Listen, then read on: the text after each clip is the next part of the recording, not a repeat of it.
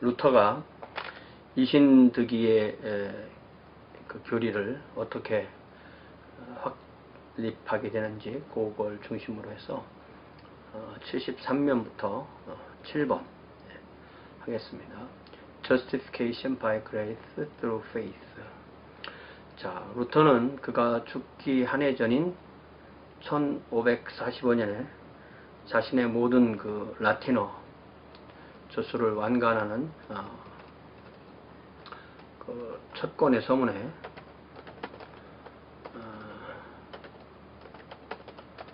첫 권 그 서문에 자전적인 고백을 싣습니다. 그러니까 자서전적 고백이죠. 그럼 여기에서 그가 어떻게 하나님의 의라는 단어에 대한 새로운 깨달음을 갖게 되었는지 고백하게 됩니다. 나는 로마서에 나타난 바울을 확실히 이해하기 원했지만 그러지 못했다. 이러한 이해의 장애물은 나의 지레 겁먹은 태도라기보다는 제1장의 한 그 구절이었다. 복음에는 하나님의 의가 나타났다. 이는 내가 하나님의 의라는 이 구절을 증오했기 때문이다. 나는 그것을 하나님은 의로우신 분이시며 불의한 죄인을 처벌하신다는 뜻으로 이해하도록 교육받아 왔었다.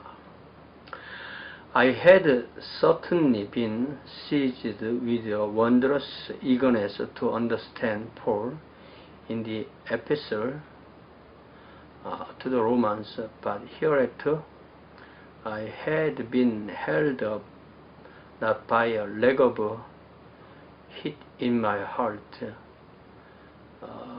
blood. 이런 게 좀 번역이 좀 어려운 거죠, 그죠? 내 그 심장에 피가 뜨겁지 않아서가 아니라 뭐 이게 무슨 뜻인지 정확히 모르는 거죠. But by one word only in chapter 1, the righteousness of God is revealed. For I hated this word, righteousness of God, which by the customary use of all the doctors I had been taught to understand philosophically as what they call the formal or active righteousness of hereby God is just and punishes unjust sinners. 그때의 모든 그 박사들에게 그렇게 배워왔다는 것입니다. 비록 수도사로서 내가 흠잡을 데 없는 생활을 해왔지만 나는 하나님 앞에서 불안한 양심을 지닌 죄인이라고 느꼈다. 무슨 뭐 눈에 보이는 무슨 죄를 진 게 아니라는 거죠. 행동상의 죄를 진 게 아니라는 겁니다. 나는 또한 내가 행위로 하나님을 기쁘게 해드렸다는 것도 믿을 수가 없었다. 죄인은 아니지만 내가 뭘 잘한 게 있다는 것 결코 믿을 수가 없다는 거죠. 죄인을 처벌하는 의로우신 하나님을 사랑하기커녕 나는 실제로는 하나님을 증오했다. 이거죠. 하나님을 증오했다는 것입니다. 왜냐하면 하나님과의 관계가 점점 멀어지는 걸 느끼니까. 나는 바울이 이 구절에서 무엇을 의미하고 있는지를 죽기 살기로 알고자 했다. For my case was this. However, in reproach of my life as a monk, I felt myself in the presence of God to be a sinner with a most unquiet conscience.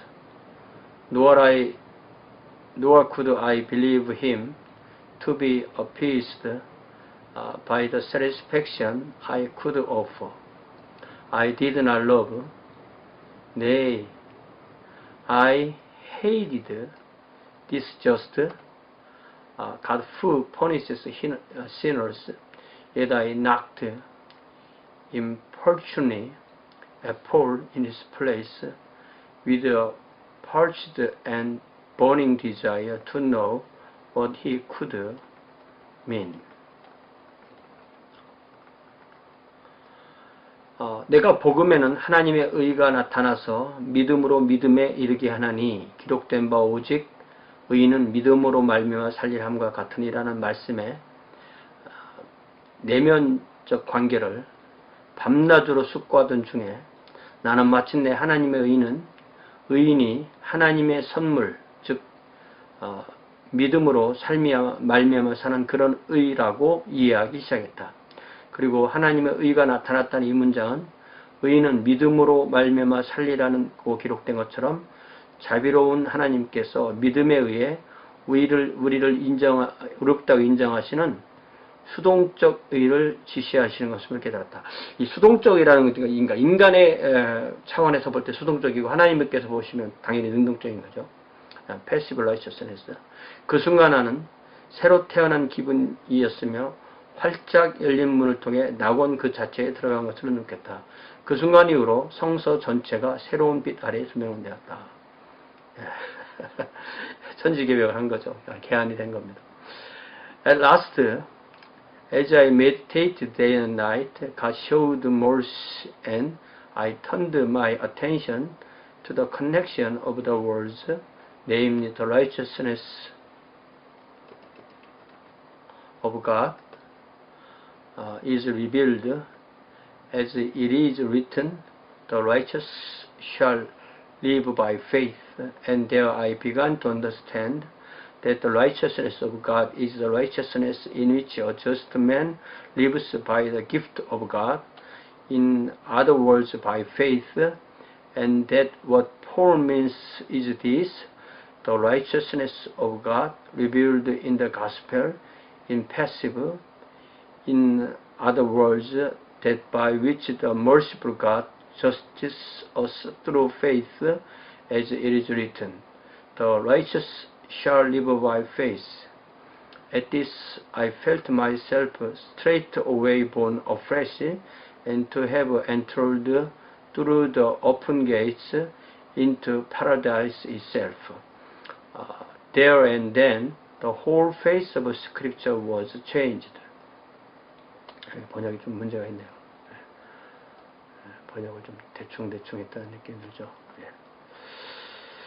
자, 전에는 하나님의 의라는 구절을 증오했지만 이제 나는 그것을 사랑하고 성서의 가장 달콤한 구절로 찬양하게 되어 바울의 이 구절은 나에게 낙원으로 통하는 바로 그 문이 되었다. And now, in the same degree as I had formerly hated the word righteousness of God, even so did I begin to love and extol it as the sweetest word of all. Thus was this place in St. Paul to me the very gate of paradise. 이렇게 되는 겁니다. 근데 이게 위에서 각주에서 보다시피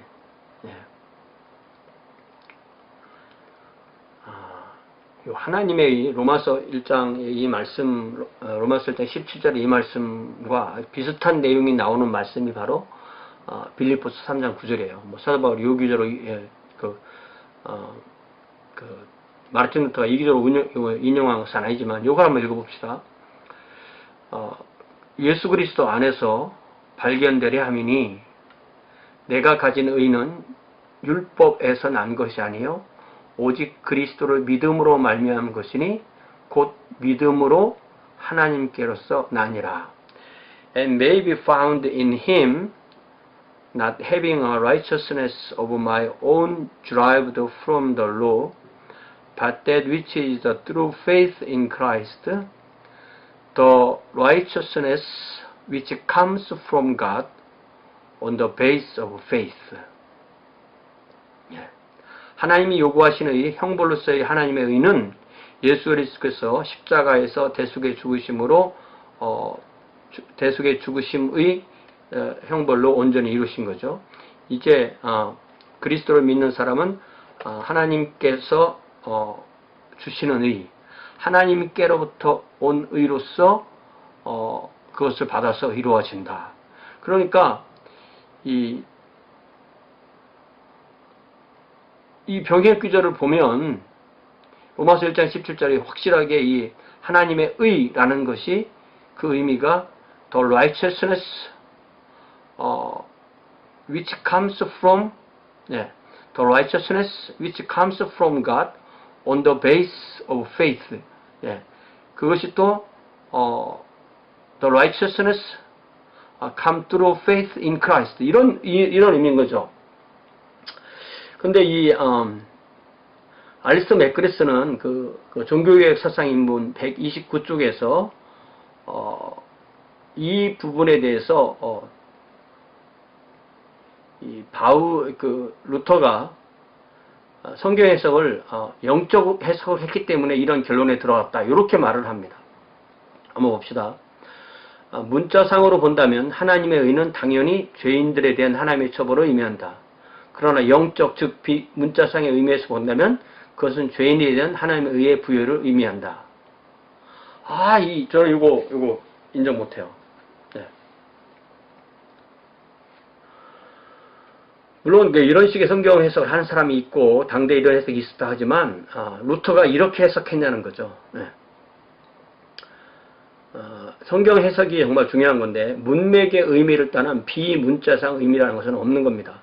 하나님의 의라는 단어는 그 용도에 따른 문맥 안에서 하나님이 가지고 계신 의도 될 수 있고 하나님이 죄인에게 요구하시는 의도 될 수 있고 하나님이 죄인에게 주시는 의 등의 여러 가지 의미가 가능하지만 그러한 문자상 의미가 특정 문장의 문맥 안에서는 어떠한 의미를 가지고 사용되는지는 딱 그 의미가 하나로 결정되는 거죠. 이것도 됐다 저것도 할 수가 없는 거죠. 예. 바울이 여기서 사용한 하나님의 의의 용법은 하나님이 죄인에게 은총에 의하여 믿음을 통하여 주시는 의로 분명히 사용된 겁니다. 그거를 이제 저는 이 빌립보서 3장 9절을 통해서 똑같은 저자인 사도 바울이 그거를 좀 더 확장해서 써놓은 것을 보고서 그렇게 입증하는 거죠. 그렇기 때문에 바울이 여기서 사용한 하나님의 의의 용법은 하나님이 죄인에게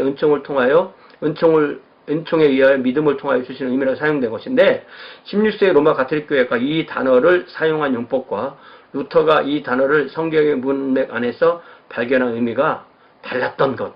이것이 루터의 그 성경 해석과 이 이신층에 대한 이신득에 대한 교리의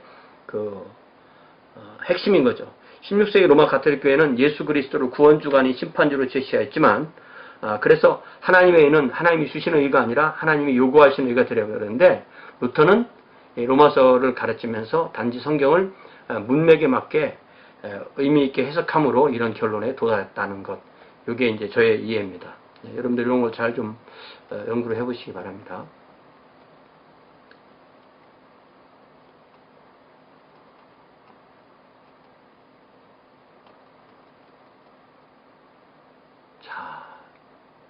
루터는 이러한 영적인 깨달음 혹은 발견을 탑 체험이라고 그렇게 말했습니다. 타워 익스피리언스. 투메르 레비니스. 탑이라는 말은 탑 그리고 아주 뜨거운 방 이런 의미인데 정확한 의미는 모릅니다. 아마도 본인이 있던 아우구스티누스 수도원의 도서관을 의미하는 것으로 여겨집니다. 어떤 사람은 이 도서관의 화장실이다 이렇게 말하는 사람도 있어요. 수도원의 화장실이다. 루터 안에서 이러한 변화가 일어난 시점이 언제인지에 대해서도 의견이 분분합니다. 그렇지만 그 시기는 아무리 빨리 잡아도 1515년 이전까지는 아닐 것이고 아무리 늦게 잡아도 1518년 이후도 아닐 것이다. 이런 면에서 이러한 깨달음이 1515년에 시작해서 1518년에 완성되었다고도 설명할 수가 있습니다. 그러니까 루터가 로마서를 가르치고 갈라디아서를 가르치는 그 사이에 이 일이 이루어지게 된 거죠. 그러니까 이 루터가 성경을 가르친 그 순서도 참 기가 막힌 거죠. 시편, 로마서, 갈라디아서, 히브리서 그 순서로 가르치다가 이 복음을 깨닫게 된 것입니다. 시편에서 그리스도의 상처를 바라보다가 로마서에서 좀 더 자세히 깨닫고 갈라디아서 확실하게 깨닫고 그리고 히브리서로 넘어가게 되는 거죠.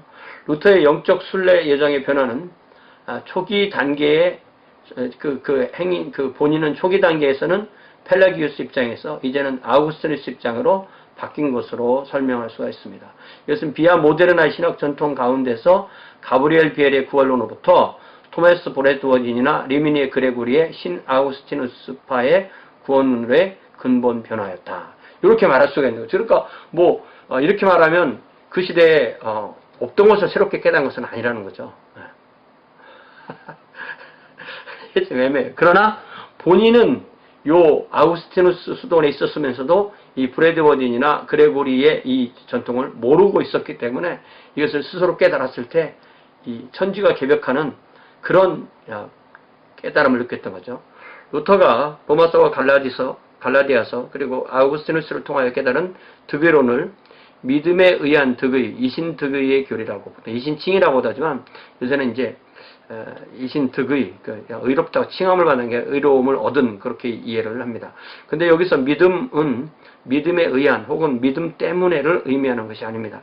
득의에 있어서 하나님은 능동적이고 사람은 수동적입니다. 죄인은 수동적이죠. 그래서 믿음을 통해 오는 은총에 의한 득의, justification by grace through faith. 믿음은 통로이고 은혜가 원인인 그런 거죠. 그래서 믿음을 통해 오는 은총에 의한 득이라는 말로 루터의 발견을 요약할 수가 있겠습니다. 즉 죄인의 득이는 오직 하나님의 은총에 근거한 것이고 이것은 결코 죄인의 믿음에 근거한 것이 아닙니다. 이것은 오직 하나님이 성령님을 통해서 한 죄인에게 믿음을 주셔서 그가 예수님을 구주와 주님으로 믿는 것을 통하여 그가 의로워진다는 것을 의미하는 거죠. 그래서 루터는 이 믿음을 하나님의 선물이라고 정의했던 것입니다. 선행은 득의의 조건이 아니라 자연스러운 결과입니다. 그러니까 선을 행하여 구원받는 것이 아니라 구원받았기 때문에 선을 행할 수 있는 결과이고 또 증거가 되는 것이죠.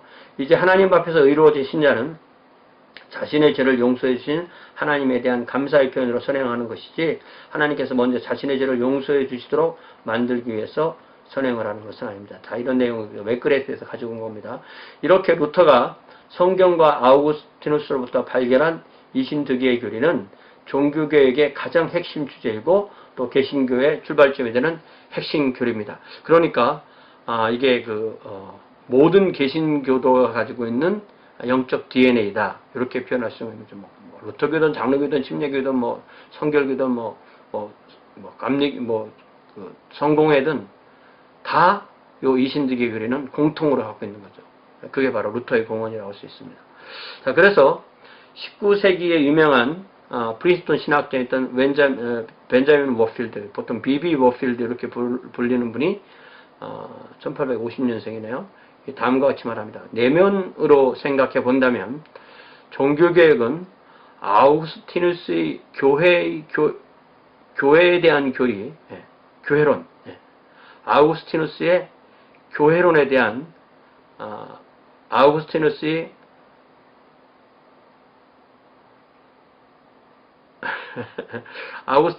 교회에 대한 교리에 대한 아우구스티누스의 은총에 대한 교리의 궁극적 승리다. 이게 좀 말이 좀 길어요. 좀 더 복잡합니다.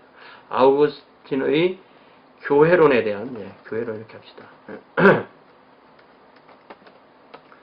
교회론에 대한 아우구스티누의 은총론에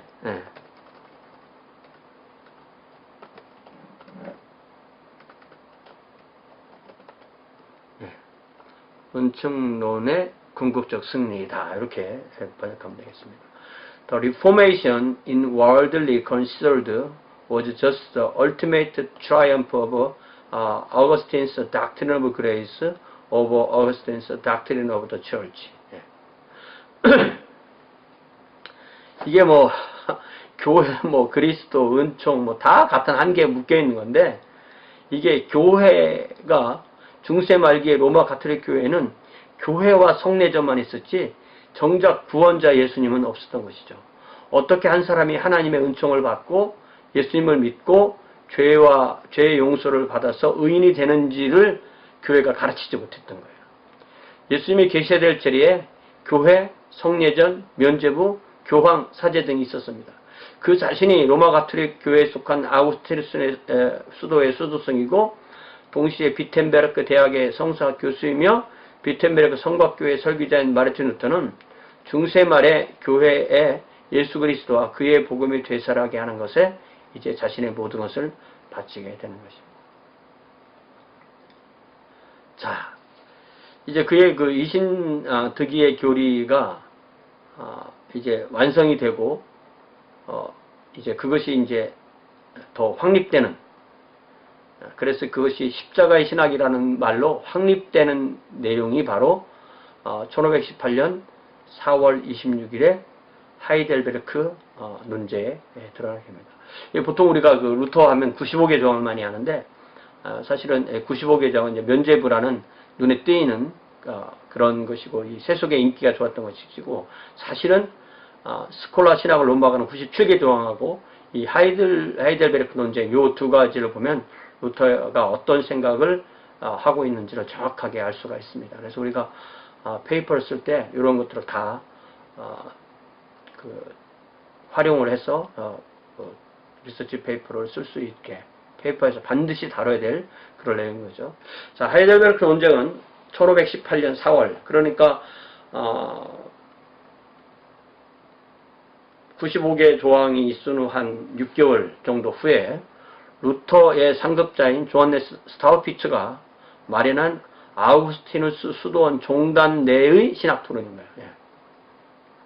루터가 1517년 10월 30일에 발표한 면죄부의 능력과 효과된 95개 논조 이후 그를 후원하던 스타우피츠는 이 기회에 루터로 하여금 자신의 신학을 정리해서 발표하도록 하는 겁니다. 루터의 대적은 그가 침묵해 주기를 원했지만 스타우피츠는 이 방법으로 루터를 후원합니다. 네. 루터에게 기회를 주는 거죠. 루터는 이 토론에서 인간의 실성, 또 하나님과의 관계에서 인간의 의지의 노예성, 노예의지죠. 인간의 협력이 배제된 하나님의 은총의 역사, 그러니까 하나님의 전적 구원을 말하는 거죠. 등을 하나로 모아서 자기가 깨달은 것을 십자가의 신학이다, 이렇게 정리를 해서 주장합니다. The Theology of the Cross, Theologia Crucis, 라틴어로 이렇게 정리합니다.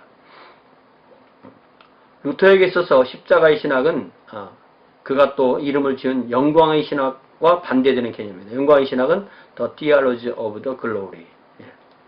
루터는 이 토론을 통하여 중세 말기 로마 가톨릭 신학이 성경이 가르치는 신학과 근본성 그리고 본질상 빗나갔음을 입증하고 있습니다. 이 토론은 그 다음에 있을 토론의 라이프치 논쟁에 또 준비가 된다고 할 수 있습니다. 1519년 9월, 그러니까 6월, 그러니까 한 2달 뒤인 거죠. 자, 하이델베르크 논쟁, 더 하이델베르크 디스퓨테이션. 자, 봅시다. 참 기가 막힌 거죠. 자, 신학 박사인 마르틴 루터 형제는 1518년 4월 26일에 이 유명한 하이델베르크 시의 유서 깊은 장소인 아우구스티누스 수도원의 여러 수도사 앞에서 아래의 논제에 대하여 발표하며 예술과 철학 박사인 레오나르트 베르 형제는 방어할 것이다. Brother Martin Luther, Master of Sacred Theology, will preside the brother and brother Leonhard Bayer, Master of Arts and Philosophy, will defend the following thesis before the Augustinians of the renowned city of Heidelberg in the customary place on April 26, 1508. 뭐 정확한 거죠, 그죠? 한번 이 토론을 통해서 누가 옳은지를 아우구스티누스 수도사들 모아놓고 한번 해보자는 거죠. 야, 참 멋있지 않습니까? 이런 거 참 멋있죠. 이런 그 토론 문화, 여러분도 우리 토론 방송을 통해서 토론 문화를 좀 많이 좀 발전시켰으면 좋겠어요. 자, 이제 이 논제는 이제 신학 논제와 철학 논제로 이렇게 두 개로 나누어졌는데, 자, 신학 논제는 28개로 정리가 되어 있습니다. 자, 우리 자신의 지혜를 온전히 불신하며 성령의 조언을 의지하여 내 자신의 명철을 의지하지 말며라는 말씀대로 우리는 다음에 신학 역설이 루터는 역설을 참 좋아했어요. 여러분 그 역설이라는 말이 있고 궤변이라는 말이 있는데 역설과 궤변이 어떻게 다를까요? 네, 저는 그 역설은 어떻게 정의하냐면 역설은 딱 들어보면 틀린 말 같아. 근데 맞는 말이야. 모순이 되는 말 같은데 맞는 말. 궤변은 맞는 말 같은데 틀리는 말. 그러니까 우리는 궤변을 하면 안 되고 역설은 많이 활용할 수 있는 거죠. 다음에 신학 역설 앞에 있기를 원하는 모든 자로부터 심판받기 위하여 겸손하게 진술한다.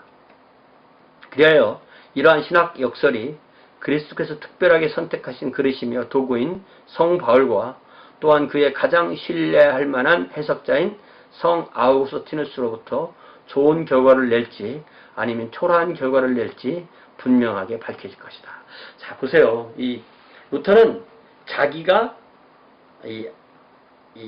자기의 거꾸로 그 과거로 보면 이 비아 모데르나의 신학자들 가브리엘 비에라 오캄도 아니고 비아 안티쿠아의 신학자인 이 스콜라 중세 스콜라 중기의 그 토마스 아퀴나스도 아니고 쭉 가서 4세기 5세기에 이 아우구스티누스를 의지하고 사도 바울을 하고 그러니까 자기가 어디에 있다는 걸 스스로 알았던 거죠. 예. 나중에 이런 그 주류 신학이라는 것이 이 교회사에서 주류 신학이라는 것이 나중에 칼바르트는 이렇게 말합니다. 칼바르트,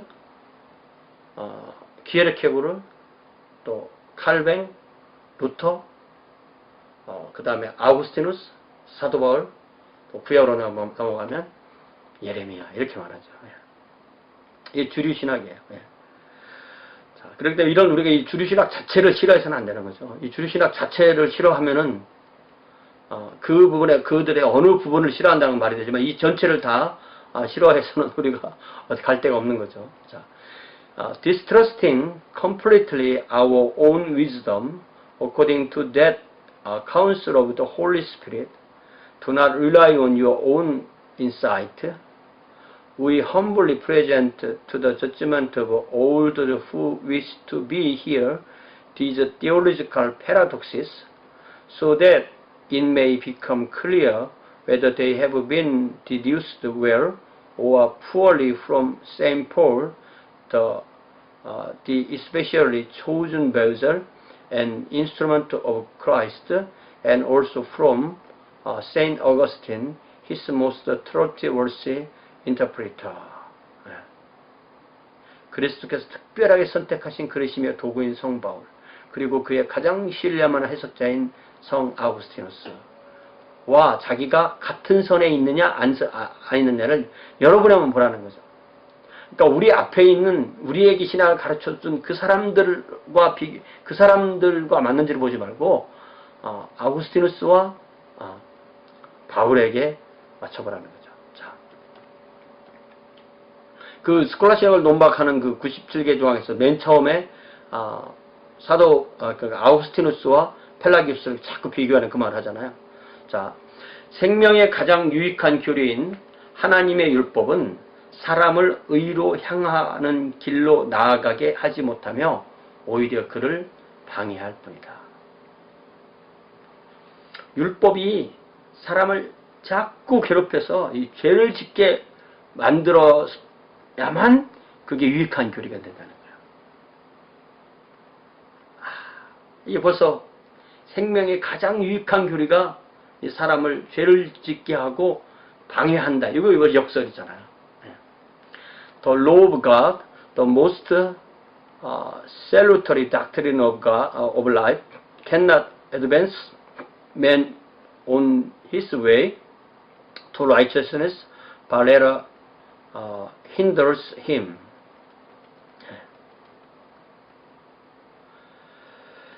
자연적 개념의 도움을 통해서 계속 반복되어지는 인간의 행위는 말하자면 훨씬 적게 끝으로 인도할 수 있다. 사람의 행동으로 은총이 없이 자연 은총으로 사람이 하는 행위는 결과가 좋지 않다 이거죠.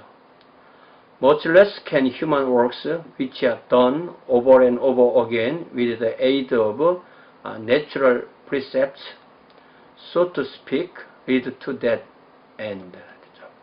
비록 인간의 공로가 항상 아름답고 선해 보이지만 그것은 그럼에도 불구하고 죽을 죄와 같다. 그러니까 이게 당대의 그 신학과 정반대인 거죠. 당대의 신학은 이 인간의 공로로 하나님 앞에 가려고 했던 거였지만 그건 죽을 죄 같다는 거죠. Although the works of man always seem attractive and good, they are nevertheless likely to be mortal sins. 비록 하나님의 공로가 항상 아름답지 못하고 악한 것처럼 보이지만 그것들은 그럼에도 불구하고 실제로 영원한 공적이다. 진정한 공로는 하나님의 공로만 있다는 거죠. Although the works of God are always unattractive and appear evil, they are nevertheless really eternal merit. 예. 십자가의 공로가 얼마나 추해 보이냐 이거죠. 예. 그리고 자기 아들을 죽이는 이 얼마나 악한, 이게 다른 사람이 말하면 니네 하나님 니네 아들을 죽였다며 뭐 이런 식으로 되는 거죠. 그렇지만 그것이 바로 이 세상을 구원하는 하나님의 영원한 공적이라는 거죠. 이 사도 바울이 고린도전서 1장과 2장에서 많이 얘기했던 겁니다. 자, 그래서 인간의 공로, 다시 말하면 명백하게 선한 행동은 그것들이 범죄인 것처럼 죽을 죄로 말하는 것은 아니라 그 자체가 죽을 죄는 아니다, 그죠? 예. 하나님의 공로, 하나님이 사람을 통해서 하시는 일은 그것들이 죄가 없는 것이기에 공적으로 말하는 것도 아니다. 예. 이것도 어렵죠. The works of God, we speak of those which He does through men, are thus not merits, as though they are sinless.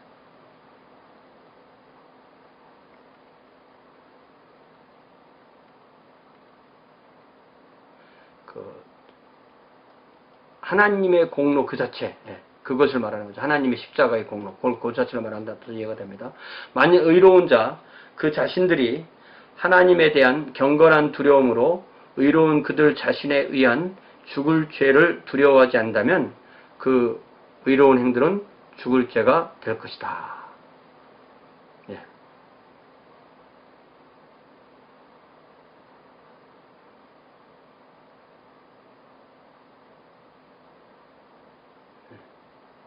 이게 결국은 그 의로운 행동을 의지하면 그것 때문에 죽는다는 거죠.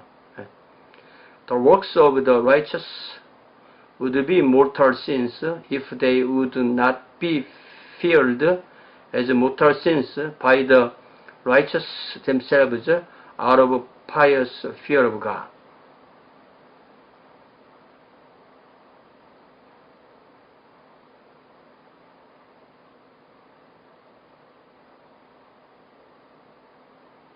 경건한 신앙생활을 해서 그들 자신이 의로워져서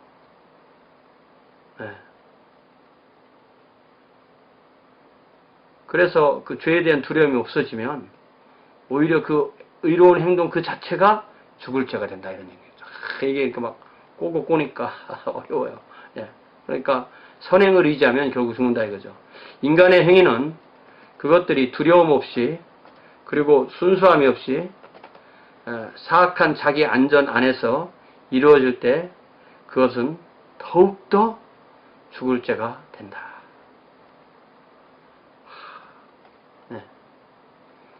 By so much more are the works of men mortal sins when they are done without fear and in unadulterated even self-security.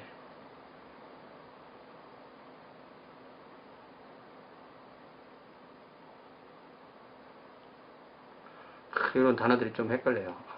unadulterated 이런 단어가 있네요. 그죠? 예. 자, 그리스도가 없는 행위는 죽은 것이긴 하지만 그러나 죽을 죄는 아니라고 말하는 것은 하나님의 경외함을 위안천만하게 포기하도록 만드는 것을 여기신다. 죽은 것이긴 하지만 죽을 줄 알아요. 말장난이라는 얘기, 저런 얘기는. 사실상 어떻게 한 행위가 죽을 것인 동시에 해롭거나 죽을 죄가 아닌 것이 될 수도 있는지를 아는 것은 매우 어려운 것이다.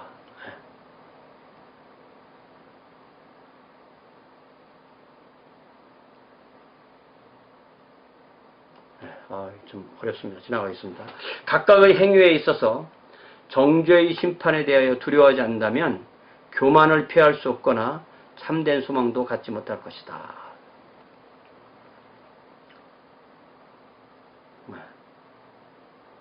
이게 하나님 앞에 정죄의 심판이 있을 것을 알고 그것엔 두려움이 없다면 우리는 결코 항상 교만하게 될 것이고, 그렇기 때문에 구원에 대한 소망도 없어요. 그러니까 이게 루터 신앙 항상 이렇게 서로 이렇게 변주법적으로 두 개를 다 병렬해 놓고 이해를 해야만 되는 겁니다.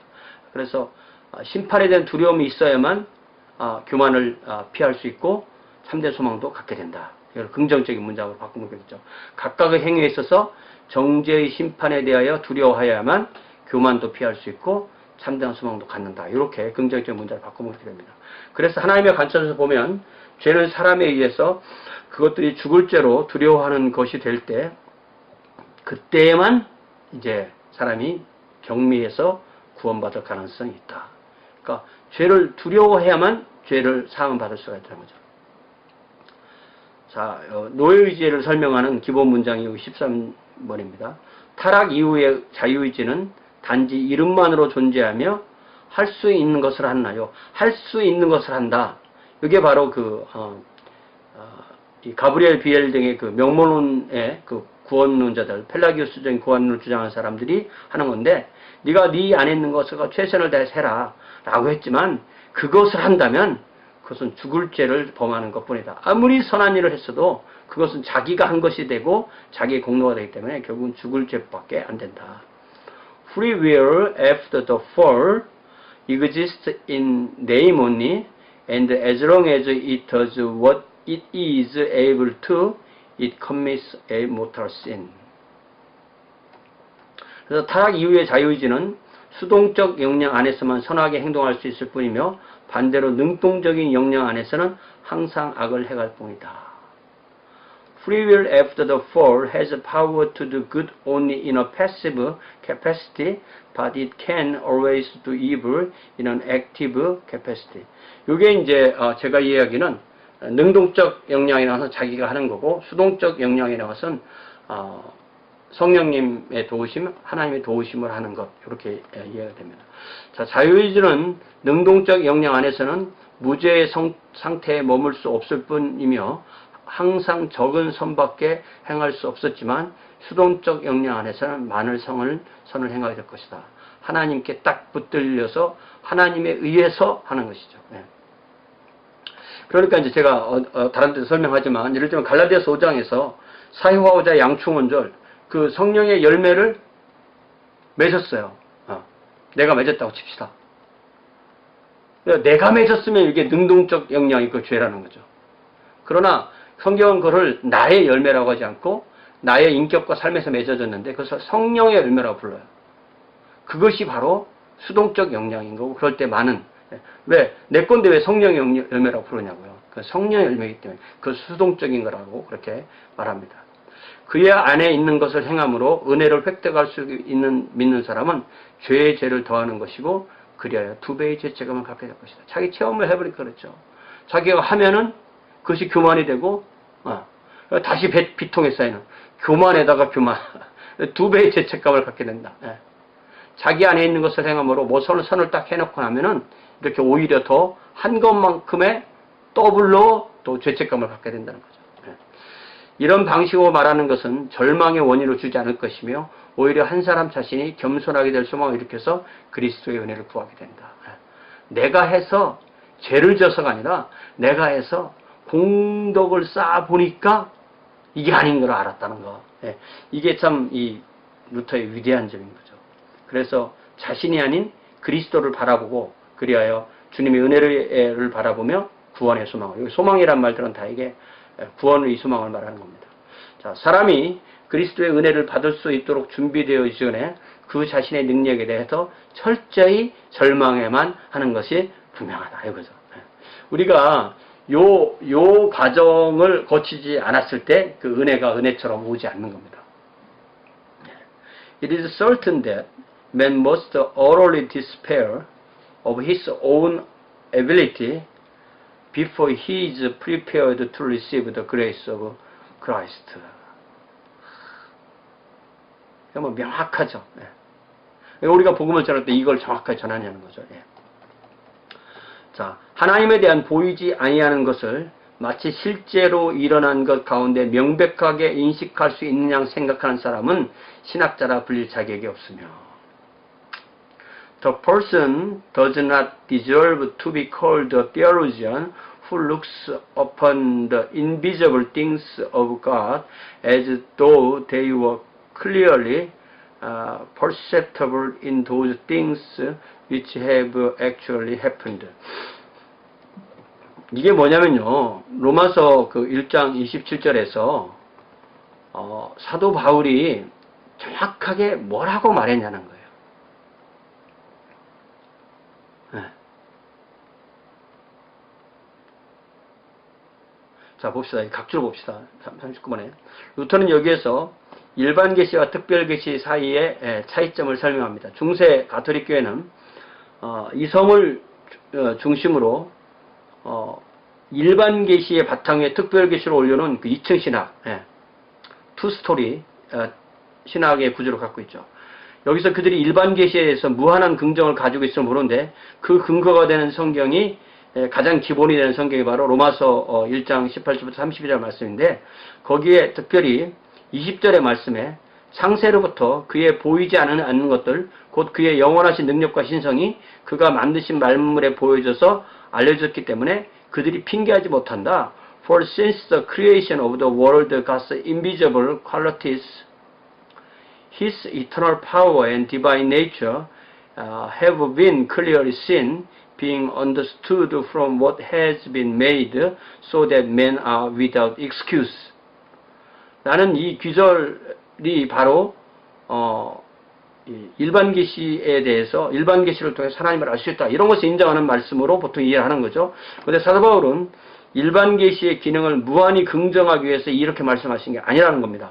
일반 계시는 사람을 하나님께 인도하는 데 소용된 것이 아니라 오히려 하나님께서 사람을 죄인으로 고발하기에 충분할 정도밖에 그 기능이 안 된다는 거죠. 그의 만드신 만물을 보고 하나님을 찾는 사람은 하나도 없고 모두 다 우상을 섬기며 죄를 범하기만 하였기 때문인 것입니다. 그래서 로마서를 정독한 루터는 사도 바울의 의미를 문맥을 통해서 찾았던 것입니다. 그래서 이렇게 인간의 능력으로 하나님의 만드신 피조물을 보고 하나님을 찾아서 올라갈 수 있는 신학은 이거는 불가능한 거다. 이렇게 말하는 거죠. 그런 것을 자신은 네가 스스로 하나님을 찾아가니까 자기가 예수 그리스도의 그 복음을 깨닫기 전에 자기가 수도사로서 그것을 자기가 고행하면서 기도하면서 금식하면서 철야하면서 했던 그것이 자기가 스스로 하나님을 찾아 올라가려고 하는 그 신학, 그 영광의 신학을 해보니까 그러한 신학은 반드시 패망할 수밖에 없고 그래서 그것을 아직도 가르치고 있는 자들은 신학자라 부림을 받을 자격이 없다 이렇게 말하는 거죠.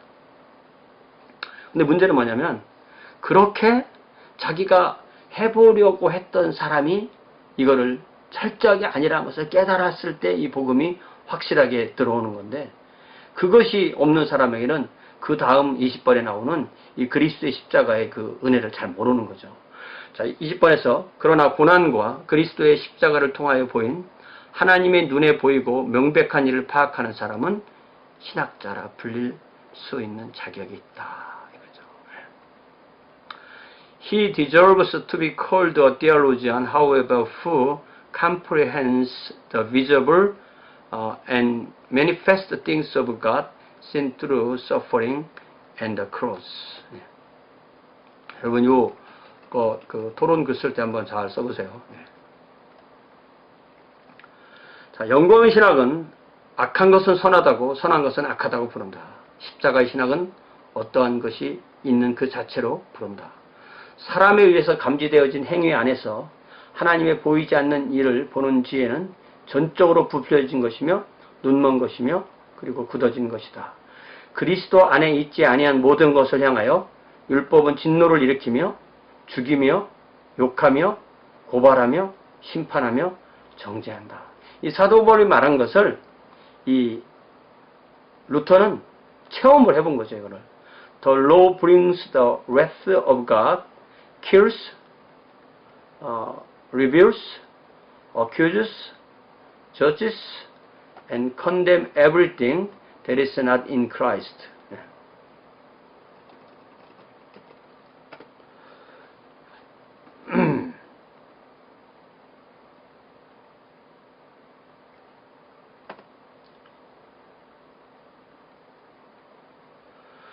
그러나 지혜 그 자체는 악한 것도 아니고 율법도 회피할 수 있는 것은 아니나 십자가의 신학이 없는 사람은 최악의 방법으로 최고로 이용한다.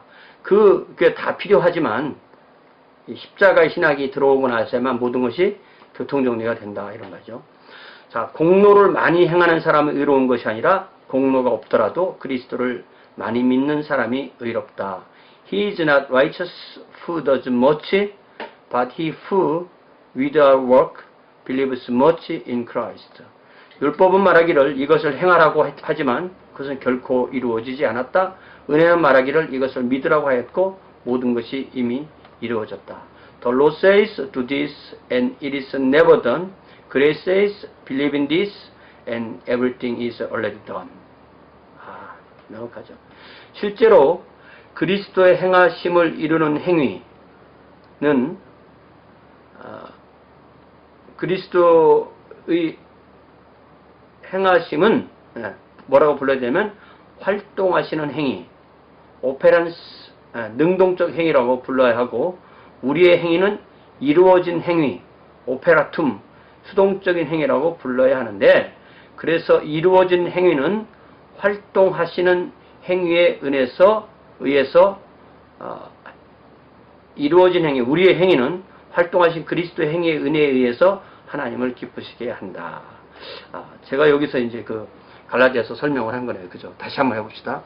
예수 그리스도 행하심의 능력은 예수 그리스도 행하심은 활동하시는 능력이다. The operative power고 우리의 일은 그리스도의 행하시는 그 능력에 의해서 드러난다. The operation of that power. 그래서 인간의 선한 행위는 믿음을 통하여 신자의 안에 거하시는 그리스도, 즉 성령의 행하심이다. 이러한 행위는 그리스도의 활동의 은혜로 인해서 하나님을 기쁘시게 한다.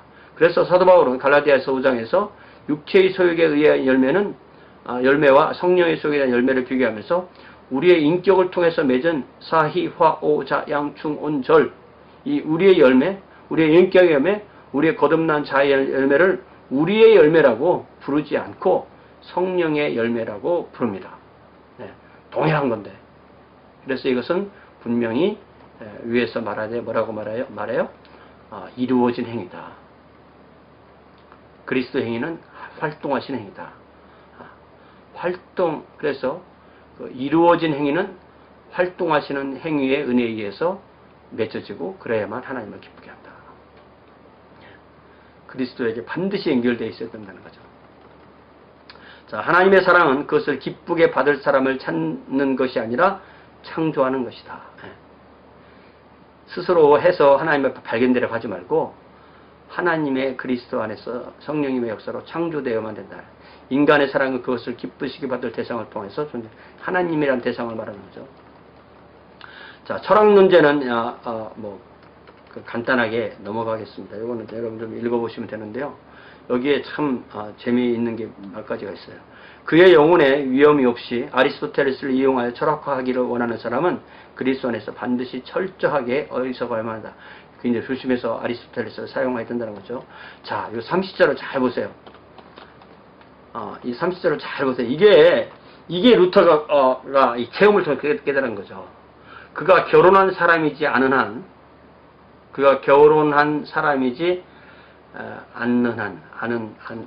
않는 한이겠죠. 결혼한 사람이지 않는 한. 결혼하지 않고는 그죠. 결혼을 해야만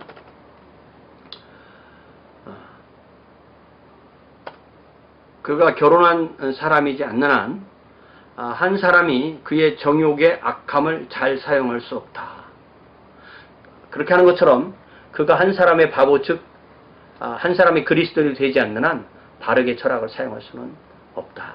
그렇게 할 수 있는 사람은 아무도 없다. 그러니까 이 루터는 그 독신이었잖아요. 그러니까 그 자체 안에 있는 그런 성욕이나 뭐 그런 정욕을 도저히 어떻게 할 수 없었던 거예요. 그게 그를 그 죄를 깨닫게 하고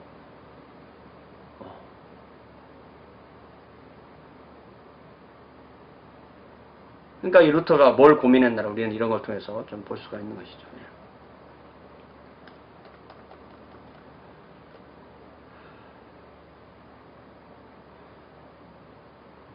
자, 여기 부분은 좀 시간 관계상 좀 넘어가겠습니다. 아리스토텔레스 이거 36번에 보니까 아리스토텔레스보다 플라톤이 더 낫다 그런 얘기도 나오는 거죠.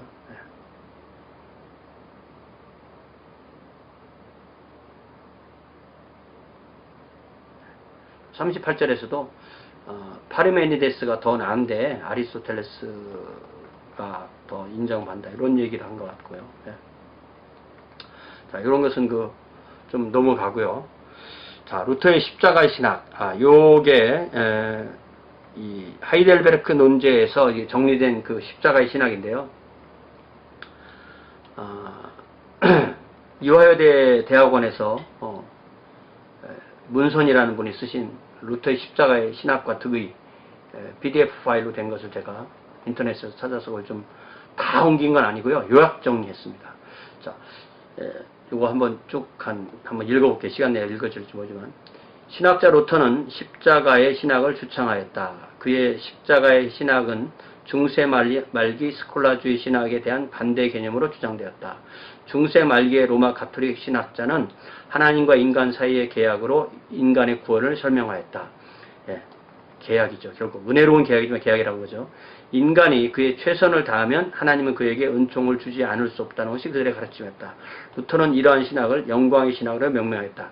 루터는 로마서 1장 20절 창세로부터 그의 보이지 아니하는 것들 곧 그의 영원하신 능력과 신성이 그가 만드신 만물에 분명히 보여 알려졌나니 그러므로 그들이 핑계하지 못할지니라를 이용하여 중세 말기 로마 가톨릭 신학의 거짓됨을 논박한다. 그들의 신학은 근본 자연신학이다. 그러나 루터에게 있어서 자연을 통하여 하나님을 발견할 수 있는 것은 인간이 에덴에서 죄를 짓기 이전에나 가능한 것이었다. 즉 원죄로 인하여 영적으로 죽은 인간에게 있어서 의지는 죄에 의하여 속박되어 있었다. 자, 노예의지. 루터에게 있어서 참된 하나님에 대한 지식은 십자가에 달린 그리스도에게서만 발견될 수 있다. 자연신학 혹은 철학신학은 인간 자신을 하나님의 수준으로 끌어올리는 방식일 뿐이다. 이것은 결국 인간을 교만으로 이끌며 그 자체가 교만이다.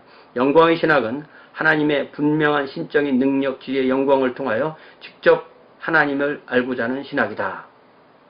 그러나 십자가의 신학은 하나님이 자신을 감추는 곳에서 그의 고난 가운데서 영광의 신학이 약하고 어리석다고 간주하는 모든 곳에서 역설적으로 하나님을 안다.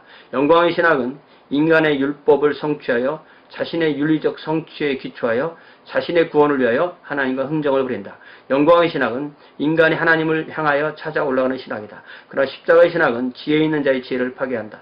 죄인의 눈에 숨겨져 있는 하나님은 성육신한 하나님으로서의 그리스도 예수 안에서 당신을 인간들에게 계시하신다. 십자가의 신학 즉 참된 신학은 죄악의 인간에게로 하나님이 내려오시는 신학이다. 루터는 타락 이후 참된 신학은 십자가의 신학으로만 가능하다고 보았다. 십자가의 신학만이 인간을 참된 하나님 지식으로 인도하며 인간이 하나님은 어떤 분이라는 것을 알고 하나님께서 인간에게 뜻하시는 바를 알 수 있게 된다. 이러한 십자가의 신학은 숨기시고 낮추시는 사랑을 드러낸다. 십자가는 하나님의 능력을 나타내는 것이 아니라 하나님의 무력함을 나타낸다. 하나님의 능력은 무력함과 비천함을 통하여 직접적으로가 아니라 역설적으로 나타난다. 따라서 그의 분노 아래 숨겨진 것은 하나님의 은혜이고 그의 은혜의 선물은 십자가 아래 숨겨져 있다. 이교도나 유대인에게 십자가에 달리신 이가 왕이라는 주장은 걸림돌이었다. 그것은 그들의 이성이나 경험에 모순되는 것이었다. 루터는 이렇게 말한다. 그는 자신의 원수들에 저항할 수 있었을 모든 그의 능력을 버리셨으며 어쨌든 자신을 인간의 혈액에 복종을 시키셨다. 요 괄호 안에 있는 것은 루터의 그 기록들을 그 기술하는 방식입니다. 이렇게 하나님은 인간에 대시어 당신을 낮추시고 감추셨다. 루터는 이렇게 말한다. 이 논제의 처음 부분은 분명하다. 왜냐하면 인간 안에 살아있는 하나님의 사랑이 죄인을, 악한 인간을, 어리석은 자를, 그리고 약한 자를 의롭고 선하고 현명하고 강하게 만들기 위해서 사랑하기 때문이다. 그것이 가지고 있는 선함을 찾아보기보다는 하나님의 사랑은 흘러나와서 사랑을 부여한다. 그러므로 죄인은 매력적이 된다. 왜냐하면 그들은 사랑받기 때문이다. 이러한 이유로 인간의 사랑은 죄인과 약한 자를 피한다. 그래서 그리스도는 다음과 같이 말한다. 내가 의인을 부르러 온 것이 아니요 죄인을 부르러 왔노라.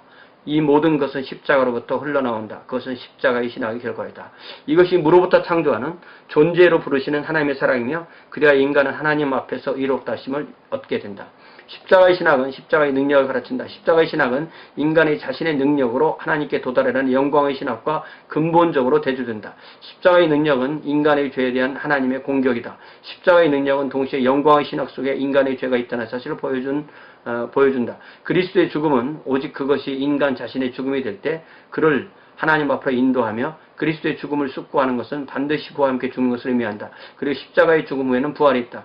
하나님은 그리스도의 십자가와 부활을 통해서 인간 안에 당신의 의지를 드러내신다. 즉 하나님은 한 인간의 삶 속에 들어와 옛것을 죽이시고 새것으로 살려내시는 것이다. 하이델베르크 논제의 근본 질문은 인간으로 하여금 하나님 앞에 서 있게 하는 그 의에 어떻게 도달할 수 있는가 하는 것이었다. 그리고 그 답은 예수 그리스도의 십자가와 부활이다. 참으로 그리스도의 부활 없이 그리스도의 신학을 갖는다는 것은 불가능하다. 부활이 일어나려면 먼저 죽음이 있어야 했다. 그 후에 새 삶이 시작될 수 있으며 그리하여 한 인간은 자의 참된 실존적 가치를 깨닫게 되는 것인다. 영광의 신학에서 하나님은 그 자신을 개선하는 자 그리고 자신을 하나님이 받아들이시도록 위하여 공적을 산 자를 기다리시고 용인하시는 분이시다. 그러나 십자가의 신학에서는 악한 인간에게 선을 부여하시는 하나님이시다. 하이델베르크 논제의 전제에는 부활의 소망이다. 즉 하나님은 죽음으로부터 생명을 가져오신 분이시다. 부활이 기다리고 있기에 죄인은 반드시 죽어야 한다. 하나님 앞에서 아무것도 아닌 존재가 되는 자만이 하나님의 창조하시는 사랑에 의해서 부어지는 의롭게 하시는 은총을 받는다. 하나님은 십자가와 부활 속에서 한 죄인을 전적으로 새로운 것으로 만드신다. 십자가와 부활은 새 피조물을 만드는 힘이다. 그래서 만약 우리가 그와 함께 죽었으면 또한 그와 함께 살지 않겠는가라는 소망이 생긴다. 그리스도가 십자가에 못 박힌 것처럼 우리도 또한 그와 함께 못 박힌다. 이것이 바로 루터가 십자가만이 우리의 신학이다라고 선포합니다. 루터는 이렇게 말하였다. 그리스도의 순환의 실제 그리고 참된 행위는 인간으로 하여금 그리스도를 확증하게 하는 것이다.